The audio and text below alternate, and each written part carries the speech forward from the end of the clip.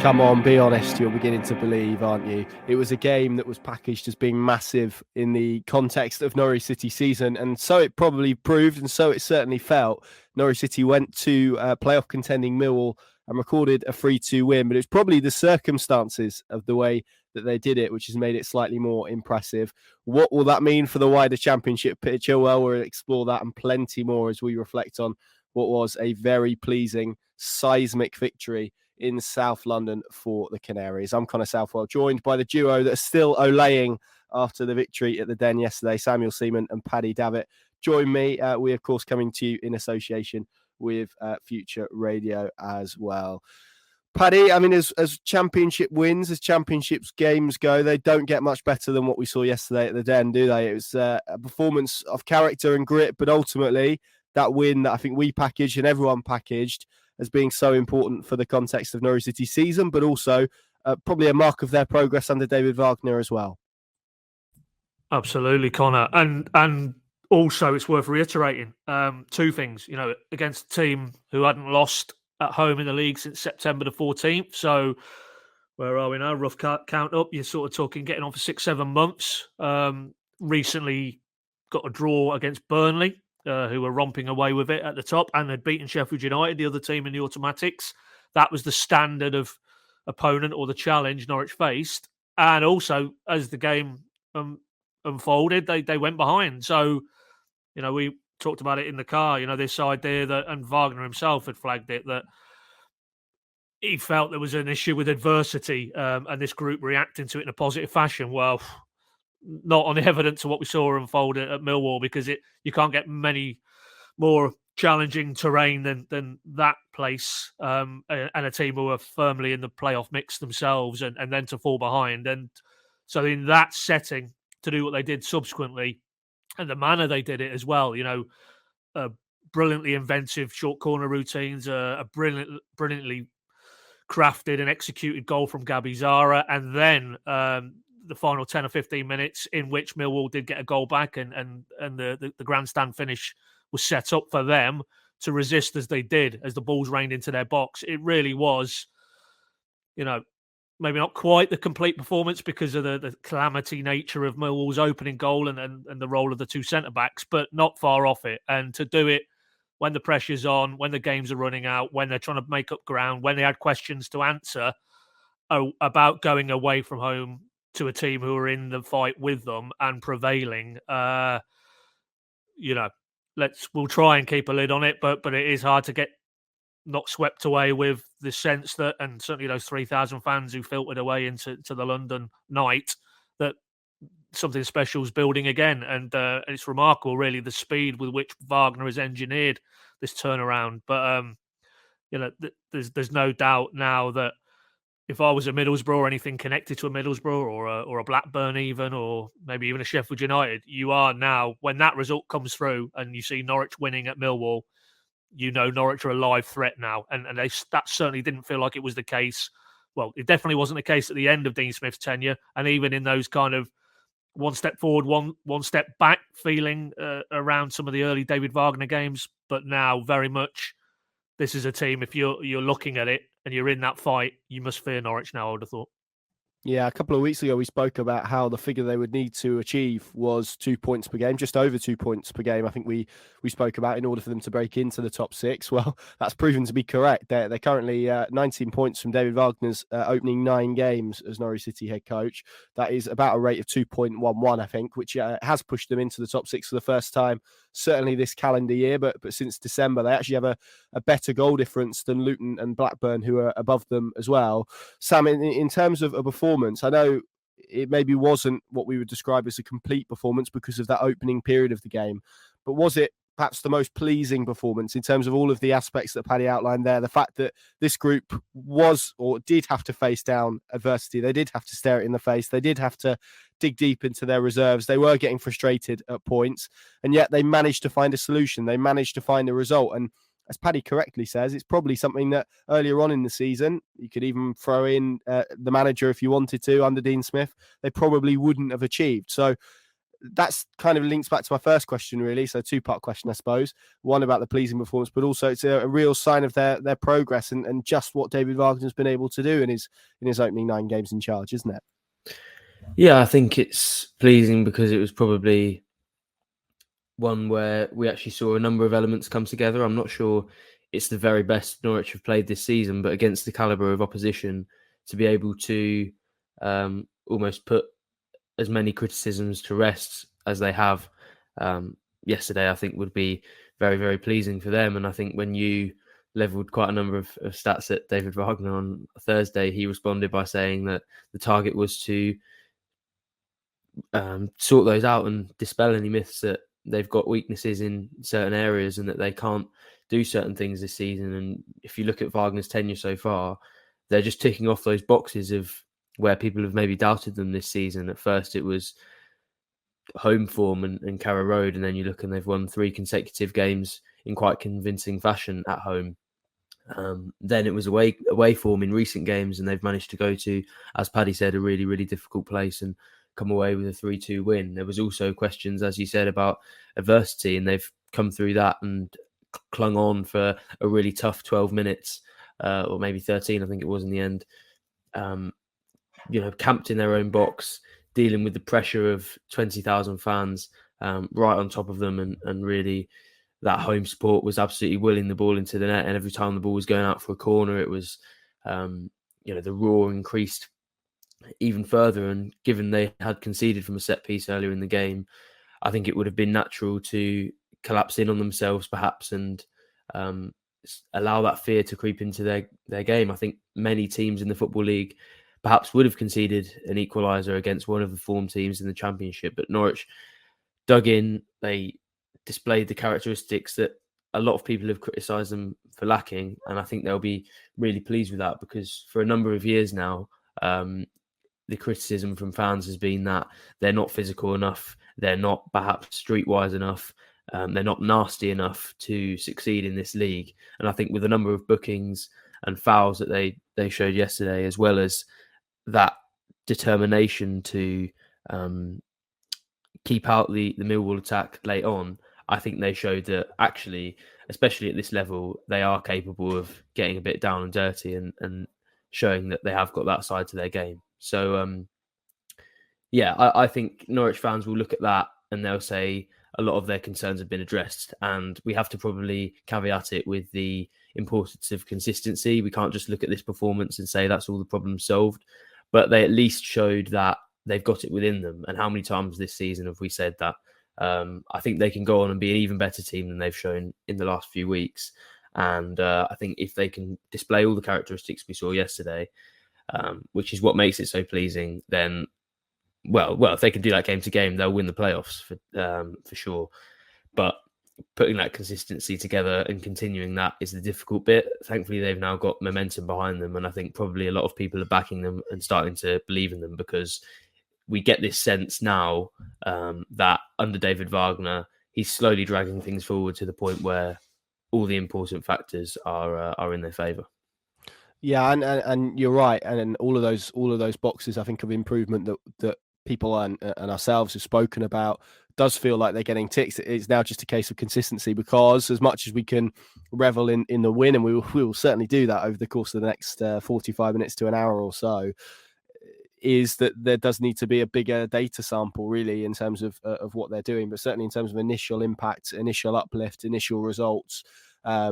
It's all heading very, very positively for Norwich City in terms of direction of travel. And I remember us speaking quite a lot about the 16-17 season under Alex Neil. I wonder if we've got the wrong one, and we need to be talking about the one beforehand when he came in and made the impact. And it was obviously ended in a Wembley triumph. But like I said, let's not get too ahead of ourselves.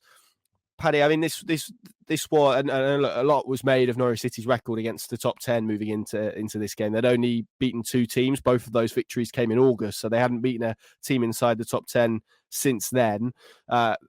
It was Millwall and Sunderland, the 2 teams that they've beaten. Ironically, we've got a stretch of games now where it's Millwall, and then next week it's Sunderland, who are still, despite a 5-1 defeat to Stoke and 3 back-to-back defeats, do still find themselves clinging on to the top 10. So this win, and we've kind of spoken about it in regard to Norwich, but in terms of the optics of it, and I'm speaking probably more from a supporting perspective there, it does feel like a result that's probably turned hope that something could happen this season into maybe a slight belief that things could happen this season. I mean, you only need to take stock of social media or wander back to the back of the away end yesterday to gauge the reaction. Norwich fans believe this is possible now. That certainly wasn't the case 2, 3, possibly even a week ago. No, and the reason I think for that is because the last 2 times they've been in this division, they have proven it's possible. Different scenarios, different head coaches, different sets of players, some constants, obviously, as we know, but fundamentally the end destination ended in the Premier League. So they know what it takes as that core group of players do, as David Wagner led Huddersfield to the Championship playoffs and on to the Premier League. So there's a real body of both internal and external kind of muscle memory almost about, now we're in a position and we know how to finish the deal. Whether they will or not, time will tell. But they're now in the conversation firmly. And, I've already sort of touched on it earlier. If I'm Middlesbrough, if I'm Blackburn, if I'm Sheffield United, Luton, Millwall now, I'm probably looking at Norwich, certainly in the dying embers of Dean Smith's tenure, and think they're a busted flush. They're gone. They're not getting back into this conversation. We can discount them. You definitely cannot discount Norwich now, because it's also worth pointing out, you and Sam were just coming to an end of that segment, that in April, they've got Sheffield United, they've got Blackburn, they've got Middlesbrough. There's games there that, and I've seen 1 or 2 fans, and I'd put them probably in the overly optimistic category on this Sunday morning, not ruling out just pinching the second automatic spot. Never mind shoring up their top 6 place and having a crack at the playoffs. And you look at the teams that they've got to play in April, you wouldn't say it's a complete pie in the sky, but maybe more in terms of sending signals. And what we saw at Millwall, a team in and around them, challenging circumstances, found a way. If they can find a way in those games, Middlesbrough, Sheffield United, Blackburn, and then, as I say, they will, if it is playoffs, they will be the team to fear, and it'll be because of, as we always say with playoffs, who's got the momentum going into them, and they would have that clearly if they were to prevail between now and the end of the season and continue on the 2 point per game ratio that we are now seeing under Wagner. But I think secondary to that would be, they've got a head coach who's won the playoffs. They've got Kenny McLean, who's won the playoffs. They've got Ben Gibson. They've got Grant Hanley. They've got Max Aarons. I could go on and on. Multiple reasons why Norwich City, if they can get themselves into the playoffs and they reach that point with momentum behind them, and that's not just internally, as we've touched on, those 3,000 fans and the raucous atmosphere they created and the noise, that will just snowball now. And the next away game, big turnout. The next Carrow Road game, as David Wagner said to us after the game on Saturday, it's going to be electric. Can you imagine now, this day next week, actually, Sunday lunchtime kickoff, Sunderland at Carrow Road, that place will be bouncing. And that has a momentum, and that has a huge factor to play as well, because there's almost becomes an unstoppable momentum that it doesn't matter what an opponent can do. You're not going to halt this Norwich juggernaut. And, that's the exciting point. Are we now on the start of this journey? And what we saw yesterday was more confirmation that, under this head coach and this group of players, it is possible. And now we can't wait for the games to come around. There was probably a point where it was a weariness about just get the season done, and then it's a reset and a big one at that needed. Now it's you can't wait for Blackburn, you can't wait for Sheffield United, you can't wait for Middlesbrough. And that really does underline that the shift in terms of mood around this football club is, it's probably not overly hyping it to say it's quite a phenomenal turnaround, really, from the point that David Wagner inherited, which was only January, and we're only just into March now. You cannot pay that guy enough credit, really, because he's ultimately, in terms of what he's done, in terms of galvanising that group of players, how he's galvanised the fan base, is selections, and he made a few yesterday that were big calls again, and how he's marshalling his players, how him and his coaches are deconstructing the challenges they face. is A plus at the minute. You know, if you were to grade Wagner since he walked through the door, he's A plus, and long may that continue. Because if it does, you know, you'll have to be a very good team, I think, to halt Norwich now.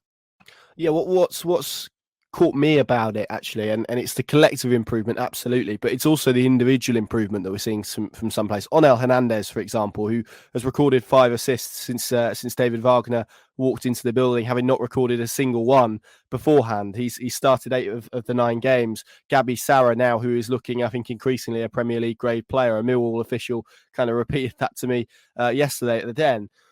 The fact that these players, and you could throw several more in there, Kenny McLean, I don't know, anyone else want to throw anyone else in? Max Aarons has improved. We could Kieran Dow, you know, Ben Gibson, Grant Hanley. We could list quite a few, even though they did make a little bit of an error for the first goal. But that individual improvement that he's got, not just out of young players, Sam, but also against out of seasoned, experienced head. Onel Hernandez, for example, who's someone who's taken a lot of criticism for kind of his decision making.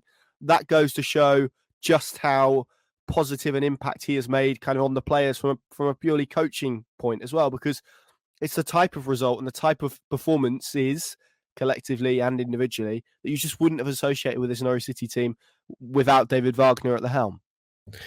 No, absolutely. And that was one of the main criticisms levelled at Dean Smith, was that people were actually seeing more aggression than improvement from some of their key players throughout his tenure. And the uplift that Wagner has provided probably doesn't look particularly good on the former Aston Villa chief, but I think it shows just what Wagner is all about and what good coaches are all about. And the fact that he's able to both improve quite drastically the tactical identity of the team and the functionality from that standpoint, as well as the individuals, shows, I think, the depth of an outstanding coach, to be honest, because the old cliche of football a lot of the time is to label managers as man managers or tacticians. And when somebody can bring both of those together and improve the team at quite a high level, I think that is a rare thing, and something that Norwich are probably very privileged to have in David Wagner. As you said, you look at some of the players, you know, Max Aarons is a completely different player to what he was under Dean Smith, as is Gabriel Sarra. But I also think we have to look at the tactical impacts of David Wagner's system and what that's done for certain players. For example, Max Aarons having the freedom to roam the right wing. I think that's not only is that a characteristic that fans want to see on the pitch, and it improves that attacking philosophy that people have been crying out for, it actually plays into Max Aarons' strengths. Same with Gabriel Sarra. As much as he's improved his performance since Wagner arrived, I don't believe personally he's been doing too much on the passing range of Sarra or his shooting. To me, it's just him playing in the right role and fitting in exactly where he probably should be playing. And I know he arrived maybe as that slightly further forward player and a sort of late arriver in the box. But Wagner's ability to see in players certain abilities that he can draw out with his own tactical philosophy, I think is really impressive, especially when you consider the lack of business they did in January. Obviously, they brought in Marquinhos, but you'd think that with most clubs, for a coach to come in and put in their own sort of recognisable philosophy, they'd have to do quite a lot of business and have quite a lot of their own players come in and fulfil roles that they see with very specific abilities. What Wagner's been able to do is come in and take a squad that under Dean Smith looked quite poorly assembled and quite sort of mismatched with each other, and make them look like they've actually been put together perfectly for his system. And the fact that he's been able to take so many of those players and mould them into his system and improve them by doing that, I think is absolutely fantastic for Norwich, and the results are there for all to see. But I think when we sit down and consider which players to write about, I think it speaks to how good some of those individuals have been. That for me, when I'm sitting down thinking about which player impressed me the most, I've got 5 or 6 players after every game that I could highlight and talk about as a really interesting example of the improvement in the team. So Yeah, one of the major things that David Wagner has brought is that improvement from individual players. But I'd say it's all sort of interlinked with his various abilities tactically, man management wise, and sort of on the grass with the players. And you have to give credit to him and his team, because nobody can deny what a massive transformation they've put in place since arriving. Yeah, it's problem solving. That feels to me like the main attribute that he's brought. I mean, you look at the team yesterday, and Paddy mentioned some of the brave changes that he made, putting Jakob Sorensen into midfield when he hasn't played there for quite a long period of time, really, just to give them a bit more physicality, to shore it up, to kind of try and halt the counter-attacking threat that Millwall possess, particularly from central areas. And again, after maybe a little bit of a slow opening 20 minutes, I thought he was superb.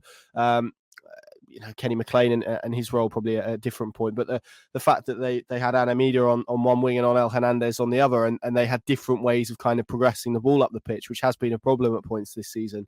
All of those various elements in terms of the issues that they're finding to problems now, and the way that they're deploying individuals, and maybe more broadly the tactics that they're using as well to find solutions, is so impressive, and that is probably why they're looking a lot more functional and a lot more, a lot better coached now than was the case. I mean, on El Hernandez, Pad, I mean, you look at him, he's a really interesting player, because I think we've, and everyone who's watched Norwich City has probably felt frustrated by him for a prolonged period of time, really, in terms of his output. I mean, I've got some numbers in front of me here. Before David Wagner's arrival, it was 3 assists in about 80 games or so for Norwich City. Obviously had a couple of loan spells away. Since David Wagner's arrival, it's 5. Some people might want to say 4. I'm giving him the assist for the cross that led to Tom Bradshaw's own goal. Whether you do or not is up to you. For me, if a Norwich player scored that, it's an assist. So I don't really understand why it's any different for an own goal. But there you go. So I'm going to say it's 5. I mean, that improvement is pretty stark, and he's just one example as well. The individual improvement that David Wagner has managed to get out of players, and the kind of extra percentage that he's extracting from them, it's just a testament, I guess, to him. And look, he's got a team of coaches behind him as well that he will want to credit.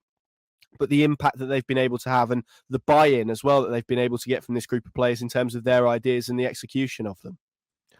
Yeah, no, I mean, Onel probably is the most stark example of that, because those stats were not favourable, and I've been very, quick to point out over the entirety of his Norwich career that his end product wasn't where it needed to be, and that's probably what was held him back from really, going up the levels again and being an influential player at the higher levels. And for Wagner to extract that out of 30-year-old as well, this isn't a 20-year-old who's raw material, i.e. a Marquinhos, pertinent example, a player in his position, or Jolis, maybe a better example, because he's one of Norwich's own players. For him to do it, and we'll just caveat it that is this a purple patch in Onel Hernandez's career, and will he plateau off again, or can he now sustain this? Can he maintain this type of productivity? And for me, it's a big enough sample to say, well, this isn't just one good game or 2 good games. He's now consistently producing match-defining moments. And, it wasn't just, his role in the goal, which for me is definitely an assist, even though it's basically nutmegged Tom Bradshaw and it's rolled over the Millwall player's line. But the third goal, he's squared up a player, he's put the afterburners on, gone past him. And where so many times, and those stats you quoted would underscore it, he's got himself in a similar scenario where he's basically in the final third, in the penalty area, and picked the wrong option. We've seen it again. The cut back into it. Now, whether it was he spotted Gabby Zara and he's actually picking him out, or whether, as he did with the Marquinhos goal against Cardiff the previous week, he's just putting it into an area. We'll give him the benefit of the doubt and say he did spot Zara. And obviously Zara then had to show some serious dexterity to sort of bring the ball under control and then whip it round and volley it in via the underside of the bar on his left. So that pass is only as good as the action that followed. But again, it was another very clear example of a wide player making a very meaningful contribution. And then there was 1 or 2 other examples thereafter. Of course, he's full of confidence, but he's beaten a player again. I remember a cross he whipped in. Timu Puki's gone near post header, and it's on target. The keeper's palmed it round. Just actions of a player who is really enjoying working for a head coach. And of course, I think that inevitably you do see it. You do see players are coming to the end of contracts. They suddenly find something from somewhere, and I think that probably is the motivation that, well, you know, where's my next payday coming from? You know, am I going to have a contract here? If so, I've got to you know, show my worth. If not, I've got to put myself in the shop window, and whatever it is that's motivating him, that certainly has to be also factored into the equation. But you still need to go out and perform consistently and perform in a way that now, I mean, it's not even a debate. That man must be secured to a new contract, because if it's the Championship again next season or even the higher level under this head coach, there's real tangible signs that you can have a player who, you know, again, would be one that would be bracketed when we look at the overview of Stuart Webber and his recruitment and his transfer window dealings, window after window over these last sort of 6 years or so. I think Hernandez, you probably, you know, up to this point, you'd maybe put him in the category, certainly not in the Buendia, Pookie, Tim Krul even category of absolute brilliant bits of business. You'd probably say, well, I think on balance, he'd probably go into the basket that it works on occasion, but maybe over the entirety hasn't quite been the signing that anybody would have hoped. But now, you know, with the caveat that, you know, we're only now talking 8-9 league games under this head coach, and we wouldn't like to see it slip away again. But ultimately, I think the most pertinent thing you could say is when David Wagner sits down with his coaching staff Friday, Saturday, as it might be, to put his team on the pitch for Sunderland, Onel Hernandez will be in that team. I'm not saying he's the first name on the team sheet. I think there's a certain Brazilian in central midfield or an attacking midfielder who might be the first on the team sheet, but Onel Hernandez would be in that 11 if there's no issues with fitness or whatever and around the camp between now and Sunday. That is a measure of how far he has progressed under this head coach, and moving forward, how important it is to get him on a new contract. And I don't think, because I think it was you, Connor, he spoke to after I can't quite remember which recent game, but more or less said, yeah, Coventry. Put the pen in my hand, give me the paper, and I'll sign now. You know, because we know how deeply attached he feels to the area, to the club, and to the fan base. So, you know, that's a very easy deal, and it becomes increasingly easier to do for all parties if he performs on the level he is at the minute. So it's a great story. It's a great story because, you know, there is a player there who, in a modern age, you know, there's always this feeling players don't really grow an attachment to a club. They're very transitory. You know, they're here today, gone tomorrow. Not him. You know, he really does understand. He's got the DNA of what it is to represent Norwich City, and if he can then overlay that with actually being a meaningful starting 11 player, it's a no-brainer, isn't it? You get him signed up. Yeah, completely. And I think you spoke about fuel there, and sometimes players can want to prove themselves, either to get a new deal, but also to attract people if that wasn't the case. That doesn't feel like that is even present in his mind. It feels like the performance levels are being driven by a desperation, I would even say, to stay at Norwich City. He's been away on loan. He's experienced what playing football in England is like outside of Norwich City. I don't think he enjoyed either of those experiences particularly much, if you asked him honestly. But what's really interesting about him is he's one of the few players that David Wagner probably did have an opinion of coming in, because he's someone that he tried to sign for Huddersfield. So he is one that he would have been aware of. And the fact that he's kind of pulled him in from being this kind of finisher, which was the way that Dean Smith used to describe him, someone who could impact games from the bench, which is such a tough role anyway, to basically being cast in a leading role under David Wagner is pretty, yeah, like you say, it's a really, really nice story for someone who is really appreciated by Norwich City supporters as well. We will come back to Gabriel Sara, but Sam, I mean, we spoke about problem solving. That's probably epitomised by 2 of Norwich's 3 goals in this game, isn't it? The corner routines and the way they were devised. The fact that there was probably a realisation that actually, if you're a Gabriel Sara, Jakob Sorensen, who took the corner that led to the own goal, if you're about to take the corner and you look up, you're probably seeing what is Land of Giants in the Millwall box, right? Is Jake Cooper and Charlie Cresswell and the rest of them, all about 6 foot plus. And the idea that just sort of lofting a ball into that area is going to lead to any kind of tangible aerial result feels quite I don't know. It doesn't feel like it would happen really. So the fact they've been able to find a solution to that, and a really clever solution, but also a well-worked one that's produced 2 goals, scored 2 goals from corners this season. They've doubled that in one game. Again, it kind of links back to this point about Wagner and his coaching team. They are finding solutions, and clever solutions, to problems. Yeah, and I was actually really pleasantly surprised when Paddy asked Wagner about those set-piece routines yesterday, and he explained that it was to do with the sort of Millwall height. And I think there's actually been a clamour from fans for a long time, and probably from teams behind the scenes as well, to get more out of set pieces.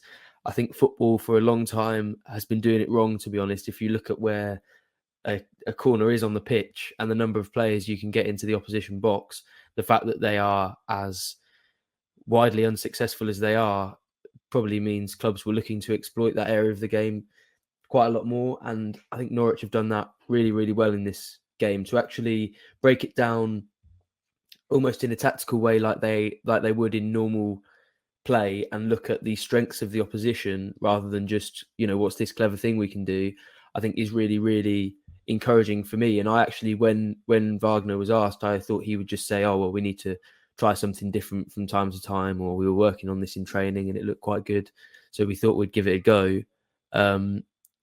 But actually, the way that they broke down why they needed to do it in this game, for me, was really encouraging. I think for the future, perhaps it doesn't bode so well, because now teams will be more aware of it, and it's probably earned them 3 points, so it's absolutely worth it.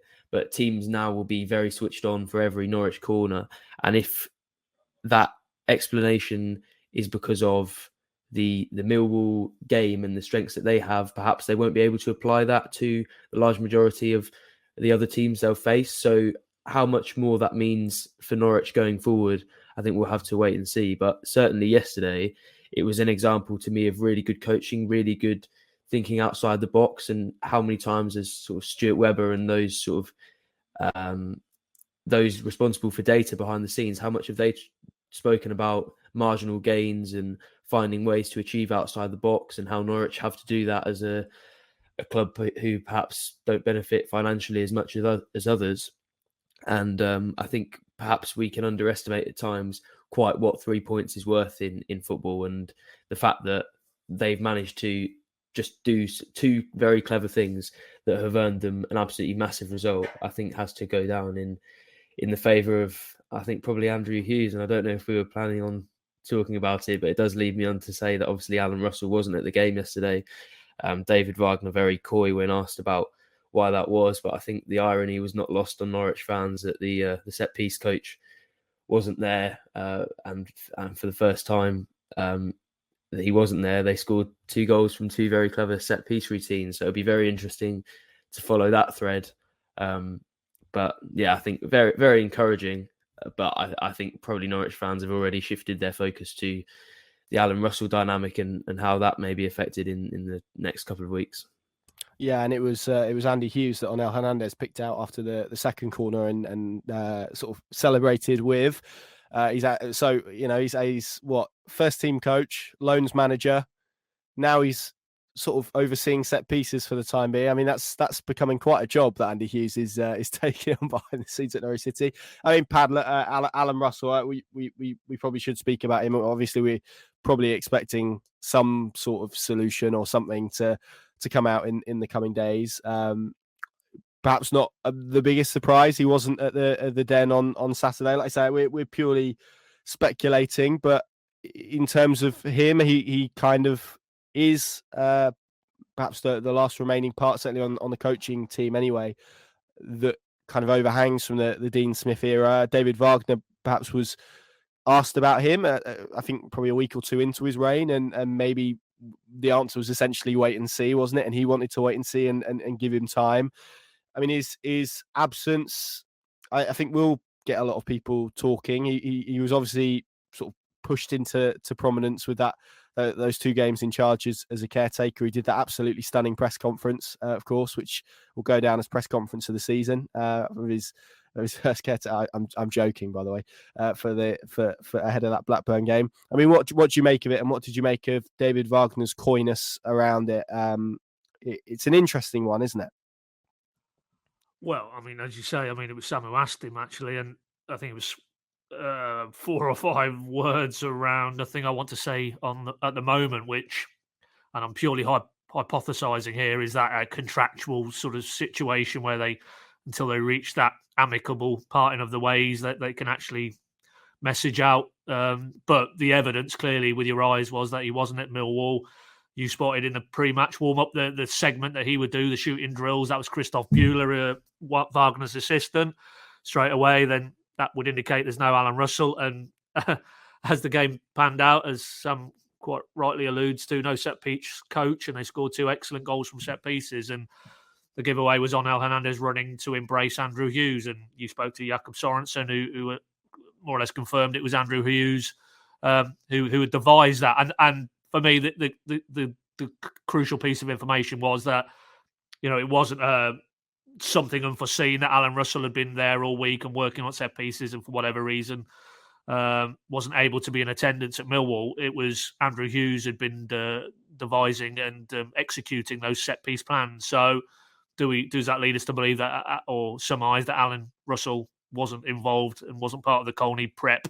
We don't know that, but it's all hypothetical. But ultimately, if I'm pulling all the strands together with the available evidence and what Wagner didn't say rather than what he did say, I think it's safe to say that Alan Russell isn't going to be part of David Wagner's longer-term plans moving forward. And, that doesn't really surprise me. There was just an incident I saw in the Wigan game, which I recounted to you boys, and it was something or nothing, but there was a bit of an altercation between the two, verbal altercation, just in terms of, I think that second half, which obviously wasn't the best in terms of Norwich's performances of recent times, and just a little sort of, I think, slowness maybe Wagner felt in terms of getting players onto the pitch, and Russell wanted to give them the set piece instructions. And it looked from our vantage, words were exchanged, and there was a bit of hand waving from both parties. But as I say, I mean, that was just something I observed. That's 2 weeks ago. So, ultimately, we're stealing facts. He wasn't there at Millwall. It remains to be seen if he'll be there for the Sunderland game, and if not, I'm sure in the intervening period that the club will confirm what has happened to Alan Russell in terms of moving forward and his role as set piece coach. Yes, absolutely. So that probably brings us now, and it feels like we're increasingly having to dedicate a portion of the pod to Gabriel Sara, but such is his level of performance at the moment. He's certainly worthy of it. It's a good goal, isn't it, Sam? I mean, the technical quality. We kind of spoke about this in the Hernandez segment, but it's not a perfect cut back. It's a good cut back. He finds him by all accounts, by hook or by crook, but the first touch, the shot on the turn, and then, of course, extra points for it hitting the underside of the crossbar, which aesthetically always makes a goal look much better. But his overall performance, David Wagner described him as the best player on the pitch, and that's becoming a repeated theme, isn't it, over the course of the last few weeks. Gabriel Sara, when on a football pitch in the Championship, is looking like the best player pretty consistently now. Yes, absolutely. And I think I saw a tweet from you yesterday that alluded to him perhaps being the best midfielder in the Championship. And not my words, Gianni Infantino's words. Fact. Words with his eyes, was it? Or yeah. Well, why else is he at the Den? Yeah, it's probably fair. I think he was absolutely excellent again. And as he said, or as Gianni said with his eyes, probably over the last 10 games, there's probably not been a better player in the Championship. The technical quality that he's possessed is absolutely fantastic. And then you put that together with the physical presence that he offers, the tactical understanding that he clearly has, despite just arriving in this country last summer and having been under 2 head coaches that have asked him to play 2 completely different roles. Then you add in the relationship with Kenny McLean. There are so many elements to, and the running as well. I wanted to mention that again. I think that's probably the Dean Smithism that's carried over best from that sort of period to this one. I think his running is absolutely fantastic, and the amount that he offers movement-wise, even if he's not perhaps getting back and defending as much as you might like all the time, or that's not necessarily his forte. I think the movement is so helpful to the team when they're trying to get things going and they're trying to get the ball through the thirds, because he literally never stops offering options to the players behind him. And I think that's a major strength. And you put all those things together, and it feels strange to label him an all-rounder because that technical quality is so good, and you want to focus on that creativity and what he produces in the final third. But he does have just so many elements that players want. And I think when Norwich have scouted for the Premier League and they've tried to recruit with some of the elements that they feel are important at the top level, he's probably the player they've been looking for the last 2 summers. They've been trying to stay in the Premier League, to be honest. So to have found him before a championship season is quite ironic, but obviously we know the ambitions of the club and the targets that they have at the moment. The ambition is that they get promoted, and then he is that key player. And I think Stuart Webber spoke about the fact that recruitment last summer was geared to players who they thought could translate into that long-term goal of being successful in the Premier League. And for me, there's no better example of Gabriel Sara. Probably one of the best bits of recruitment they've done since that famous summer of Emi Buendia, Taiwo Pukki, Moritz Leitner, etc. So I think it's a really, really pleasing thing for Norwich to have that player and that key man who they can rely on to produce moments, because ever since Emi Buendia's left, and I've been banging on about this on such a consistent basis, they've been desperate for somebody to fill that hole. And I think, without totally christening him 100%, because I think I wrote a piece earlier this season about Aaron Ramsey being the replacement for Emi Buendia, but I think I'm very close to saying that he is that replacement. And as much as he may not be totally 100% there, because Emi Buendia is, to be fair, one of the best players ever to put on a Norwich shirt, he does fill that gap, especially in this role under David Wagner. He can create chances, he can score goals, he can threaten defences. And I think I can totally understand why Norwich fans, along with probably the best song they're singing at the moment, have warmed to him so much. And that goal, I probably enjoyed it more than the Marcelino Nunez one, to be honest. I'm not trying to get into another debate about which one was better. The Nunez one was better, but I think it's one of those, it's so good to watch. When I got back to my house last night, I tried to demonstrate what it looked like to my friends without a ball, and that didn't go particularly well. So I can't imagine how Gabriel Sara's done it in the championship game from 15 yards out. It was an absolutely fantastic strike. You were saying that you could replicate the Marcelino Nunez one, the 100 attempts last week. I think that'll be easier to replicate, I'll be honest. For me personally, to be fair, when I'm doing this off the ball, I was trying to do it with my left foot. I was trying to give an absolute replica, and I'm not that talented that I can pull it off with both feet. So no, I think that was quite an interesting experience. I wonder how on earth Gabriel Sara's managed to do it, but it was certainly the goal that his performance deserved, and probably that his performances over the last few weeks have deserved. And if he can keep this up, and it isn't just one burst of form, then, two things really. He can be a massive player for Norwich in the short to mid-term, and in the long term, he won't be a Norwich player for much longer, because I think for me, he's destined for, if he can keep this up, he's probably destined for the mid-table or the top half of the Premier League.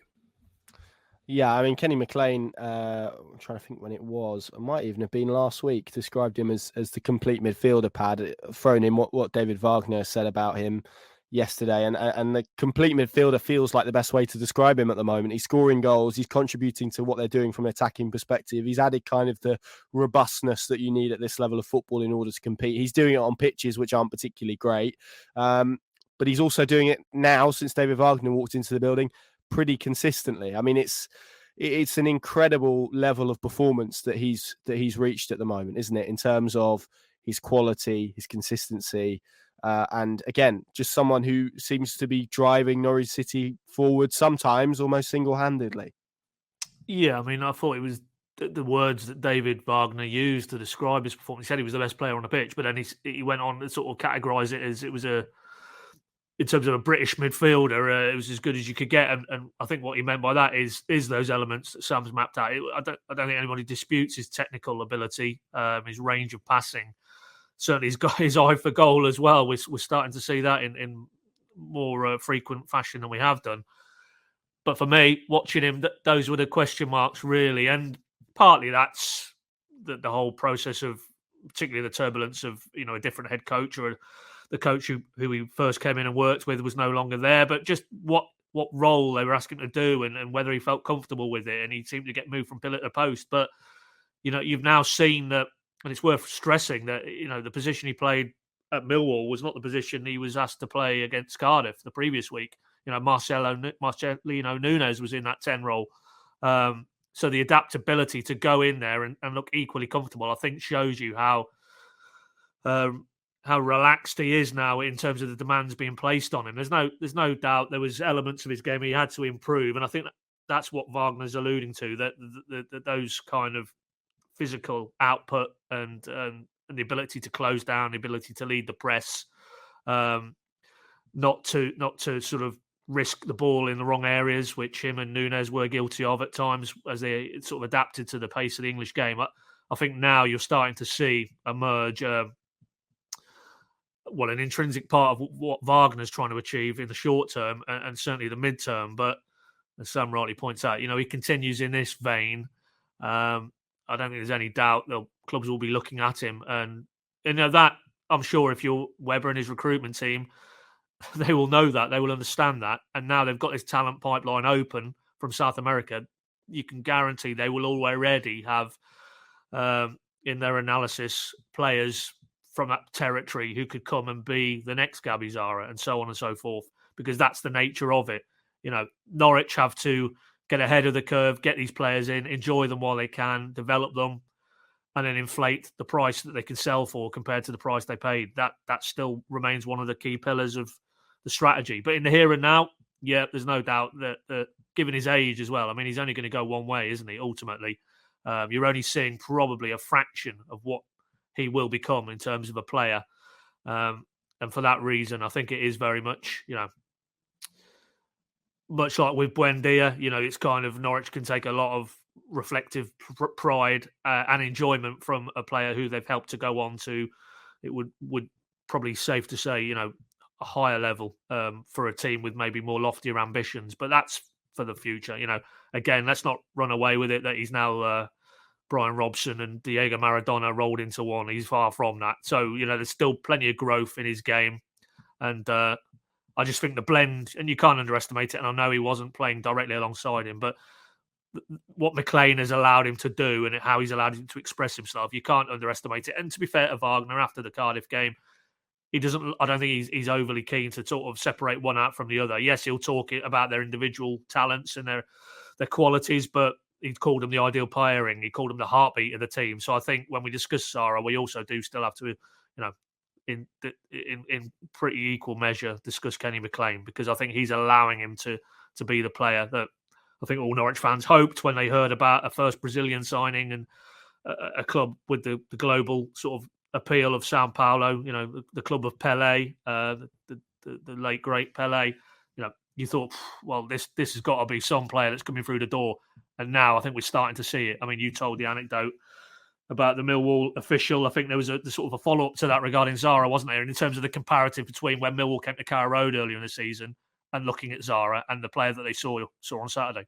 Yeah, well, I think like a lot of people inside and also outside the game probably wondering whether the price tag, and I think the person in question mentioned a price tag of £10 million. It's obviously, as we repeated numerous times, not that, certainly initially, but that's kind of the figure that he has rightly or wrongly been associated with, and maybe didn't necessarily see the value in that. But I think after yesterday was very clear on that. You could now see why that money had been invested in a player of that quality, and I think it's clear for everyone to see as well. I mean, Sam, just kind of final words on the Millwall game. I don't know if there's anything or anyone that we've missed that you feel deserves a mention. We could mention quite a few players. I guess the wider point is, as big as a result as it is, it's also about kind of putting it in the round. Just because Norwich City have beaten Millwall, it doesn't automatically, as you said, I think right at the start, doesn't solve all the issues that have existed this season, and it now automatically doesn't feel or doesn't guarantee that they're going to finish in the top six. Although, we'd probably advise to get hotels booked for Wembley, right?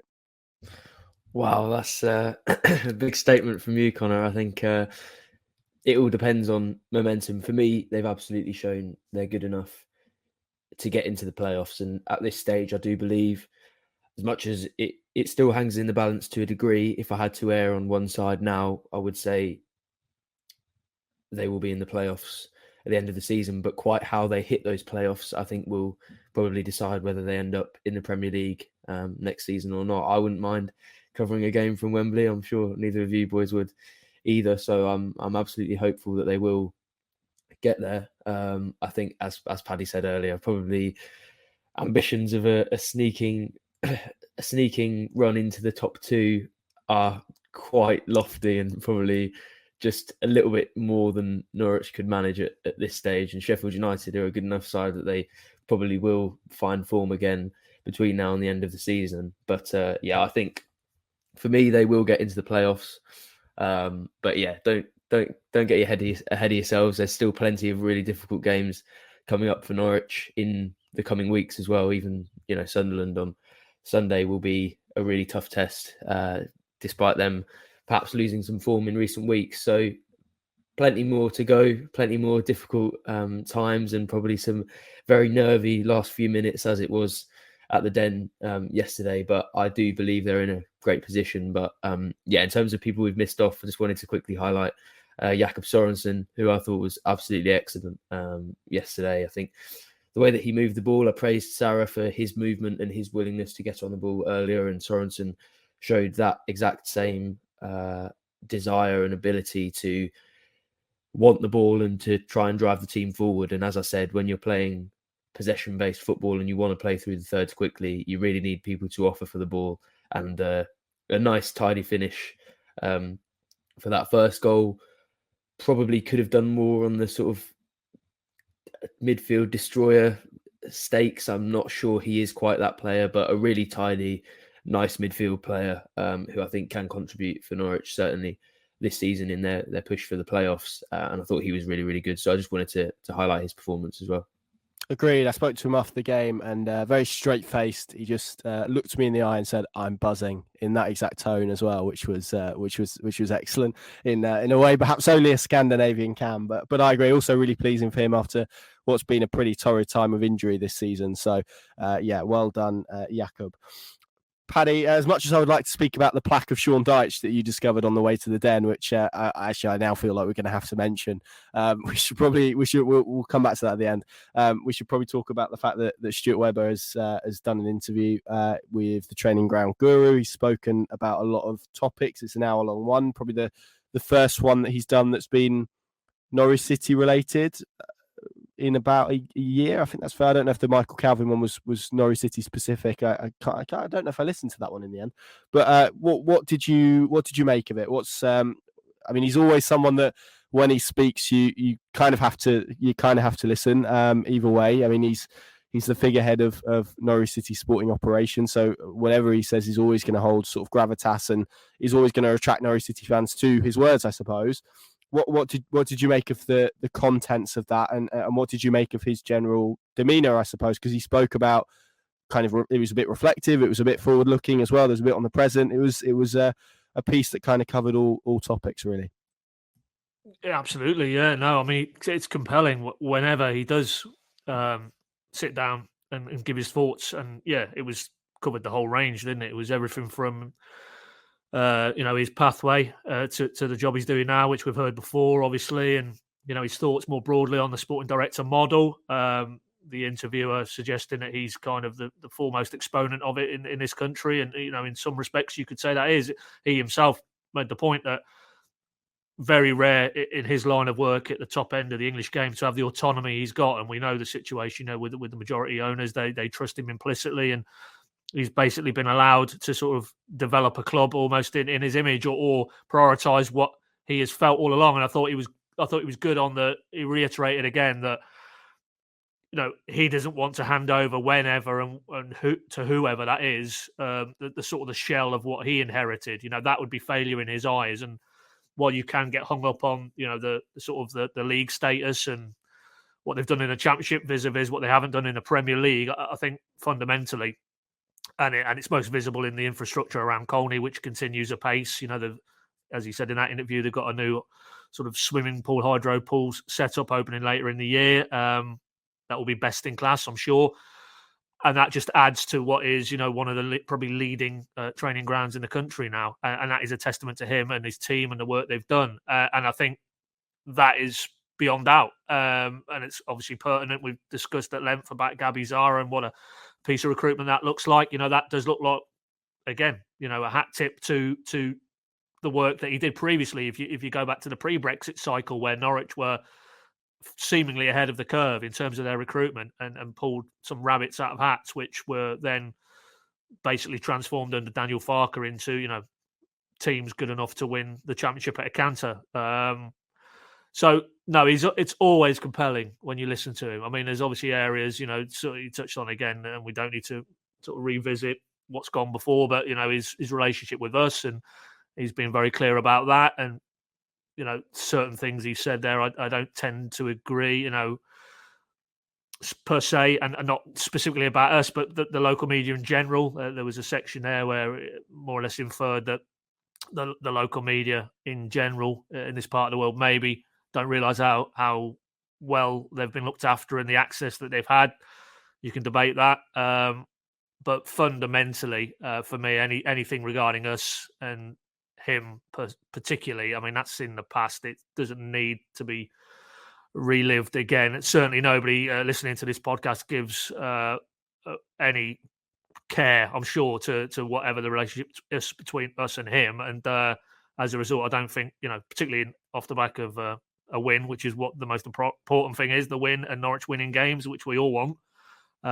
So disappointing that we have to sort of listen to that again, if I'm honest, because I don't think it helps anybody to move forward, which is what it's all about fundamentally. But as he says, that's between us and him. It's not between us and the football club. So, really, I think my biggest sort of takeaway from that is that he as he said when Wagner was unveiled, he clearly feels that for him getting this club back to the Premier League is the box he needs to tick, and that he's firmly up for that challenge. So, beyond where this season ends up, it feels like he's very much sort of has the bit between his teeth, and I think that's music to the ears of most Norwich fans, because if you get the Webber who drove this club forward when he first arrived, then again, you'll start to see that Norwich will be ahead of the curve in those marginal gain areas where they can have the biggest impact. And overall, that should mean that,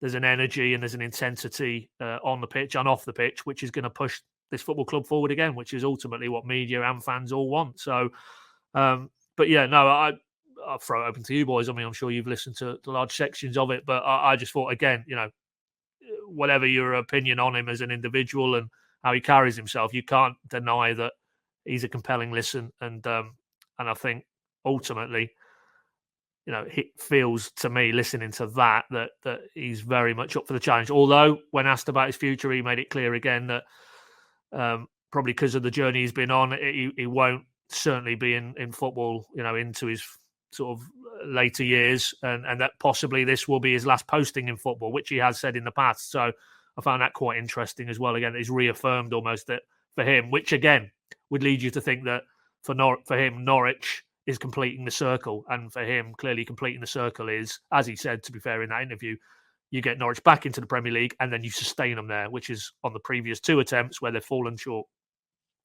Yeah, I thought actually the one of the more interesting bits was he was asked a question towards the start about whether he feels that he's a really good change manager and perhaps less good at the status quo. There was an example that Seaman gave when he asked that question, and I can't remember who it was, and he kind of lent into that a bit and said that he felt that was the case, and actually maintaining the status quo after quite a significant period of change is quite difficult, and you can see why maybe some of the mistakes that have happened in terms of recruitment or in other areas more generally have happened. But yeah, I mean, I've said countless times, I think he's Norwich City's best communicator. He always has been Norwich City's best communicator.